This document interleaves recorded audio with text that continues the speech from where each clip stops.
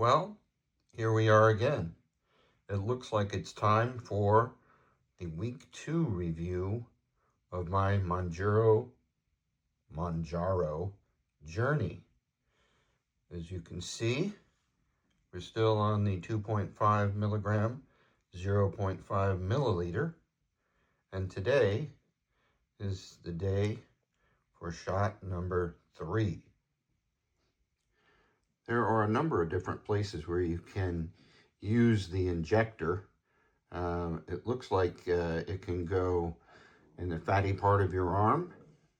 It can go on the fatty part of the outside of your thigh, or you can use it on the belly. It needs to be at least 2 inches away from the belly button. You always want to make sure that you can grab a piece of fat. Sorry to say it like that, but to be able to take that part of your body and pinch it and then use the injector into that fat. That way it'll be most effective. From the 3 sites that I have seen that you can do this, you can do it on the back fatty part of your arm. You can do it on the outside fatty part of your thigh, not the inside, or you can do it on the belly within more than 2 inches of the belly button. From what I've seen on YouTube, the folks that have used this, the medical professionals that talk about it, have suggested that the belly is best, unless you have some kind of reactions. If you have reactions, they indicate that the arm or the thigh causes the medication to metabolize more slowly, and then you have less side effects. But then you also have less weight loss, apparently. In any case, I'm moving today for the 3rd shot in the belly. The first one I did in the middle right. Second one I did in the middle left. This time I will go for the closer to the bottom right. So I have successfully injected the Mounjaro into the right side of the stomach, more than 2 inches away from the belly button. You can see here the spent needle package, or cartridge as you may wish to call it. Now I will put the cap back on the needle and dispose of it in an appropriate manner. All right, so now let's look at the numbers. How did we do this week? Well, we left last week off, last Friday, at 311.7 pounds. Now, at this point, I'm only doing this in pounds, but if I get a demand from any Europeans or folks outside of the United States who are interested in using a different scale, like kilos or something like that, I would be happy to do it. All right, so on Saturday, March 14th at 5:45 a.m., we were still at 311.7 pounds. The next day, on Sunday, March 15th at 6:15 a.m., we managed to go down to 310.8 pounds.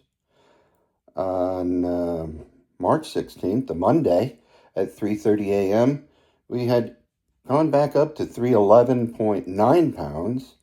And then on Tuesday, March 17th, at 3:30 a.m., we achieved 311.5 pounds. Moving on to March 18th, 2026, a Wednesday, at 3:40 a.m., we remained at 311.9 pounds. On March 19th, 2026, Thursday at 3:20 a.m., we'd gone down just a little to 311.7 pounds. And finally, this morning, March 20th, Friday, 3:25 a.m., we had gone up to 312.8 pounds. So, over the course of 1 week on this medication. I'm sure it's been great for my blood sugar, but as far as poundage goes, it looks like we went from 311.7 all the way up to 312.8, which means we went up by 1.1 pounds.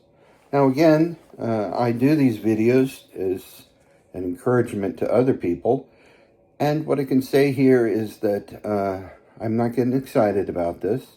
Could have something to do with the fact that I ate yesterday, what I ate, what the scale is looking like, anything like that. But we're still moving forward. So certainly, what you eat and what kind of things you do during the day will impact those sorts of numbers. Now, one thing that I've noticed is I do not snack as much anymore. I snack very little. When I do snack, I try to have something like a little bit of cheese or packaged olives. But what seems to be happening, and I'll work on this next week, is I'm led to believe that you have to be careful about your protein. So I actually have been winding up doing like 4 meals a day. Frequently, the meal that I get for dinner has little or no protein in it. So maybe an hour after that meal, I wind up having 2 to 4 eggs, and maybe that's not the best way to go. So in any case, I'll work on that. I'll let you know what I do with that. Now, the other thing is I have started going back to the gym, although I'm not doing a whole lot of stuff over there. All I do is I go over to the gym in the morning, bright and early. I start work at 6. Sometimes I have to leave the house at 5 to get to work.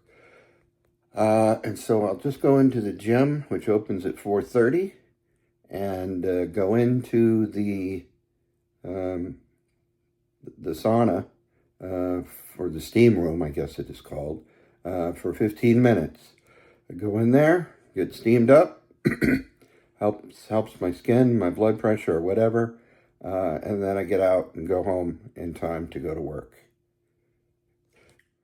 Those are really the only things that I've started doing that are different. But I'll work on doing some other different things. So there's one other thing now that's come up that's a concern for me, and it looks like the doctor has to get this Mounjaro stuff approved each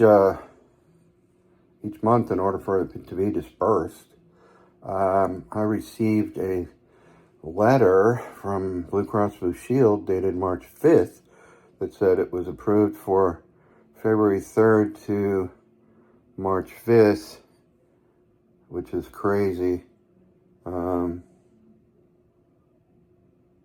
because I didn't even start it until, was it 3 weeks ago, or 2 weeks ago, because I've used 3 injections. So I don't know. I'll have to call my doctor just to make sure that the next one gets approved and is ready to be dispersed in 2 weeks. Yeah. So anyway, that's just another. I bring that up because the the insurance, of course, is an important aspect of this, and it's just another level of anxiety dealing with these different outfits. In any case, I think that's enough on my Mounjaro journey for this week. Thank you very much. I will be back, let you know how things are going in the future.